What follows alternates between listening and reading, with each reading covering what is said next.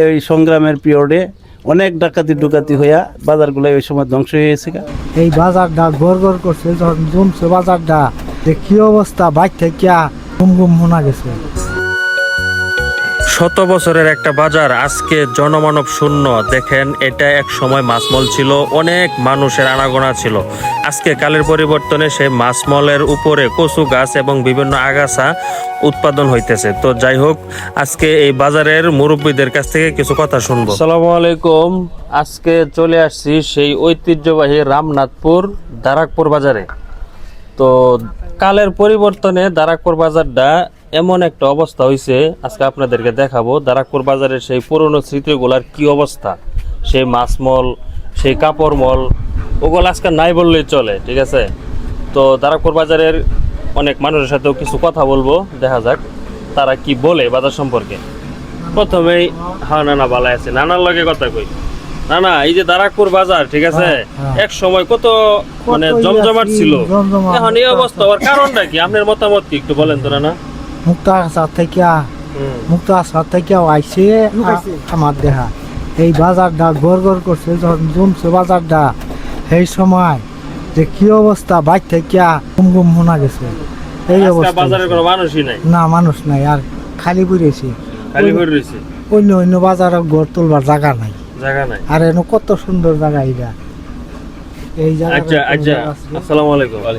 আমরা বাড়িতে হেনেই না যে আমি দৌড় দিয়ে জি করে ওই যে দৌড় গাছ করি। আচ্ছা, এই দারাকপুর বাজার একটা সময় যে জমজমাট ছিল, হ্যাঁ, এখন এই অবস্থা হওয়ার কারণ কি? কোনো জনমানব শূন্য মনে হইতেছে আমার। কারণ আমার মনে হয় পশ্চিম গ্রামগুলিতে হ্যাঁ যে কতগুলি বাজার রয়েছে আমাদের বাড়ির সাথে মিলাইয়া, হ্যাঁ এটা হলো এক নম্বর কারণ। হ্যাঁ, আর দুই, আমাদের পার্শ্ববর্তী এলাকার মধ্যে এই বাজার দ্বারা রক্ষণাবেক্ষণ করবে উপযুক্ত ব্যক্তি কম।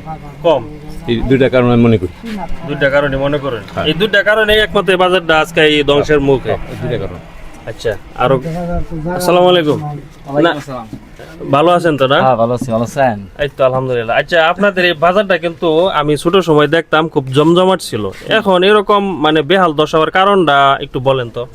কারণটা পার্শ্ববর্তী বাজার হয়েছে কয়েকটা, তারপরেও ফখরুদ্দিন সরকারে ভেঙে ফেলার কারণে বাজারটা নষ্ট হয়েছে আর কি। তাই আরো কোনো কারণ আছে? আরো আগে নদী পথে ছিল, নদীর পথে বাজার ভালো ছিল, এখন নদীর পথ নাই, এখন বাজারটা ওই দিয়ে লাগে আর কি একটু নষ্ট হয়েছে আর কি।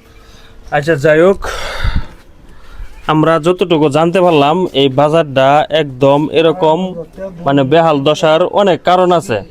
তো আরো একজন ভাই আছে, তার কাছে শুনি যে বাজারটা আসলে কেন এরকম হইলো। ভাই, ভালো আছেন? জি ভালো।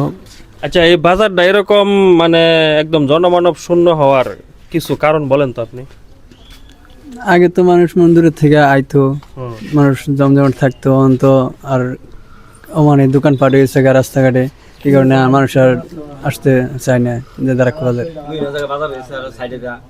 আচ্ছা, যাই হোক, যা বুঝতে পারলাম এই দারাকপুর বাজার একদম এরকম হওয়ার অনেক কারণ আছে। তো আপনাদেরকে এখন দেখাবো দারাকপুর বাজারে সেই পুরনো মাছ মল, কাপড় মল, আজকে একদম ওগুলাতে গাছ জ্বালাইতেছে, কোনো মানুষ নাই। এই জিনিসটাই দেখাবো, চলে। এই দানলারা জায়গাটাই কিন্তু এক সময় কাপড়ের দোকান ছিল। এখানে সারি সারিভাবে অনেক কাপড় দোকান নিয়ে বসতো, অনেক কাপড়ের দোকানওয়ালারা বসতো এখানে। তো আজকে কালের পরিবর্তনে এখানে ধান শুকাইতেছে মানুষে। তো বাজারটা আমি চাই আবার যেন পূর্বের রূপ ফিরে পায়, সেই কামনাই করতেছে, এবং দারাকপুরবাসীর সেই আগ্রহই যে বাজারটা আবার পূর্ণের রূপ ফিরে পাইব। তো এখানে একটা ওই পরিষদের অফিসটা থাকার কারণে আজকে বাজারে কিছু লোক আসা যাওয়া করে। আর এই পরিষদের যদি না থাকতো পরিষদটা, তাহলে মানুষে বলতেছে এই বাজারে কোনো লোকই আসতো না। তো এই ব্যাপারে একটা মুরব্বীর বক্তব্য আপনারা একটু শোনেন, মুরব্বী কি বলে।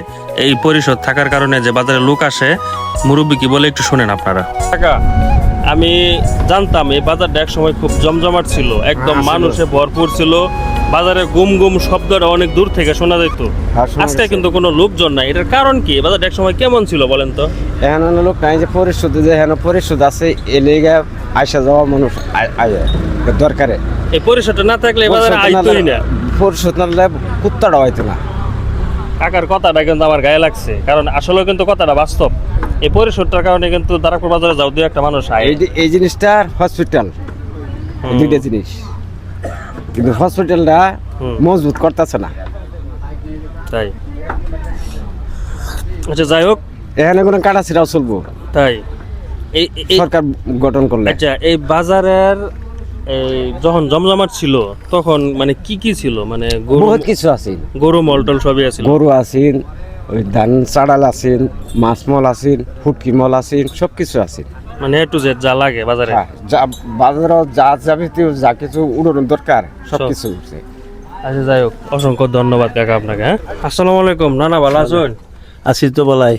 আচ্ছা নানা, এই দারাকপুর বাজারটা এক সময় দেখতাম খুব জমজমাট, এরকম ভাবে একদম জনমানুষ মানে শূন্য হওয়ার কারণটা কি একটু বলেন তো নানা? এটা তো পারিপার্শ্বিকতার অনেক কারণ আছে, কারণ তো ব্যাখ্যা করা অনেক কঠিন।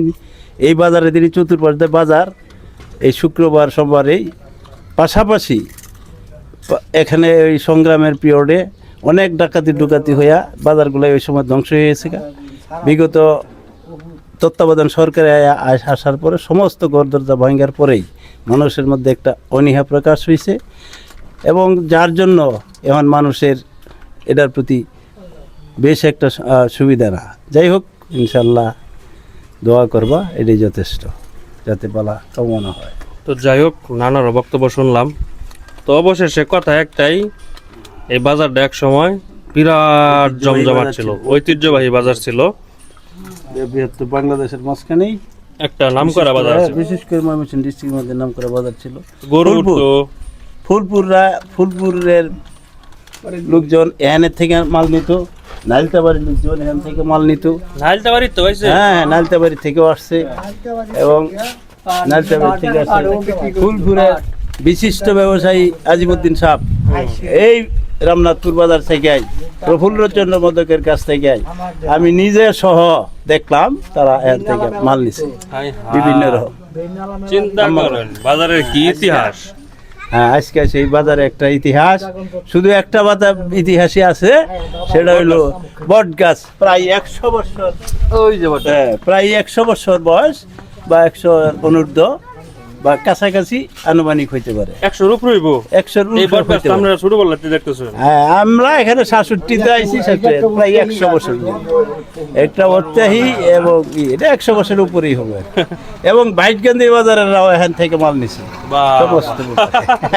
হ্যাঁ, কি ইতিহাস। কালীবাড়ির থেকে হয়েছে,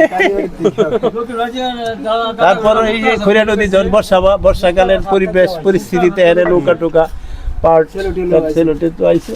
এখন এইগুলাই খরিয়া নদী ভরপুর হওয়ার জন্য এইগুলাই আরো ধ্বংস হয়ে গেল।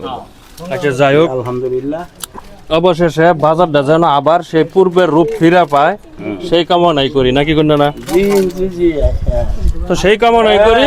আর প্রশাসনের প্রতি আপনাকে ধন্যবাদ যে আপনি ভিডিও করে যদি সমস্ত প্রশাসন সহ সমস্ত অত্র এলাকার মানুষকে অবগত যদি করতে পারেন, সেই জন্য আমরা এলাকার পক্ষ থেকে আপনার যে ভিডিও ছাড়বেন, এটা আমি কৃতজ্ঞতা জানাই, অভিনন্দন জানাই। আচ্ছা, যাই হোক, অবশেষে একটাই কথা, বাজারটা যেন আবার পূর্বের রূপ ফিরে পায়। আল্লাহ হাফেজ।